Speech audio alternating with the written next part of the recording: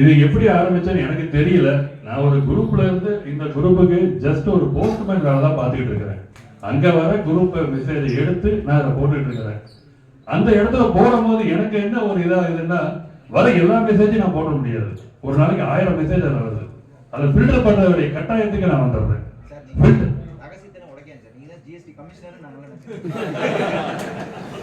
எல்லாருமே கமிஷனர் இல்லை சார். கொஞ்சம் தூரம் பயணிச்சா எல்லாருமே ஆயிடலாம். ஸோ அதை ஃபில்டர் பண்ணும்போது என்ன நடக்குது அப்படின்னா, எனக்கு நான் படிக்கிறக்கூடிய சந்தர்ப்பம் எனக்கு கிடைக்குது. ஒவ்வொரு இதையும் நான் அதை படிக்கும் போது படிச்சுதான் இதை நான் போடுறேன். அப்படியே காப்பி பேஸ்ட் பண்றது இல்லை. காப்பி பேஸ்ட் பண்றேன் படிச்சதுக்கு அப்புறம். ஸோ அப்படி பண்ணும்போது எனக்கு நான் என்னுடைய நாலேஜை வளர்த்துக்கிறதான ஒரு சந்தர்ப்பம் எனக்கு இந்த சங்கம் இங்க வழங்கியிருக்குது. எனக்கு முழு அனுமதி கொடுத்துருக்கிறாங்க. எப்படி கொடுத்தாங்கன்னு எனக்கு தெரியல. ஏன்னா யாரும் இதுக்கு எதிர்ப்பு தெரிவிக்கலங்கிறதுனாலயே என்னால எனக்கு தெரியல. டைரக்டா யாரும் எனக்கு எதிர்ப்பு தெரியல, இன்டைரக்டா தெரிவிச்சிருக்கலாம். பட் அது அவங்களோட அவங்க நிறுத்திக்கிட்டாங்க. என்னால அவங்க பாஸ் பண்ணல. இன்ன வரைக்கும் என்ன யாரும் தடுக்கல, நீங்க போடாதீங்க அப்படின்லாம் யாரும் தடுக்கல. இதுல சில பேருக்கு உபயோகமா இருந்திருக்கிறோம். சரி, இல்ல யாராவது சில பேருக்கு விருப்பம் இல்லாம இருந்திருக்கலாம், சில சப்ஜெக்ட் புரியாம இருந்திருக்கலாம், தேவையில்லாம இருந்திருக்கலாம். அவங்களுக்கெல்லாம் என்னுடைய பணிவான வேண்டுகோள், தயவு செய்து அதை ஒரு தடவை படிங்க.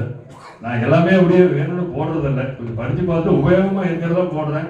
உங்களுக்கு உபயோகமா இருக்கலாம், அப்படி இல்லைன்னா உங்க சம்பந்தப்பட்ட உங்க ஃப்ரெண்ட்ஸுங்களுக்காக உபயோகமா இருக்கலாம். நான் நிறைய அந்த மெசேஜ் போடுறோம்னா உங்க ஆடிட்டர்களுக்கு உபயோகமா இருக்கலாம் சார். ஏன்னா நான் இருக்கிற அந்த இது பாத்தீங்கன்னா அவங்க பெரிய ரொம்ப குரூப். சொல்லப்போனா நேற்று வந்தவர் இருக்காங்களா, அவரு நானும் ஒரே குரூப் தான் இருக்கிறோம். அது எனக்கு அப்புறம் தான் தெரியும், முதல்ல தெரியாது, கடைசியா வந்ததுக்கு அப்புறம் தான் தெரியும்.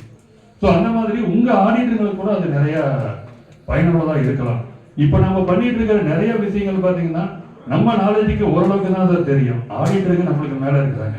ஆனா அவங்க பண்ற தவறுகளுக்கு எல்லாம் பலிகாடு நாம தான். எந்த சூழ்நிலை வந்தாலும் எண்ட் ஆஃப் த டே பயன் பண்றது நாம தான் சார். அதுக்கு நாம அவங்க கிட்ட கேள்வி கேட்கக்கூடிய அளவுக்கு நம்ம ஒரு இருந்தால் நாலேஜ் வளர்த்துக்கிட்டா மட்டும்தான் இனி வரும் காலங்களில் நம்மளுக்கு வர பயன்களை நம்ம குறைக்க முடியும் சார். அதனால தயவு செய்து நீங்க அதெல்லாம் உங்களுக்கு கொஞ்சம் டைம் இருக்கும்போது படிங்க. எல்லாத்தையும் படிக்க சொல்ல உங்களுக்கு எது இன்ட்ரெஸ்டா இருக்கோ அதை படிங்க, புரிஞ்சுக்கங்க. உங்க ஆடிட்டர் இந்த வாய்ப்பு கொடுத்ததுக்கு மிக்க நன்றி. வணக்கம்.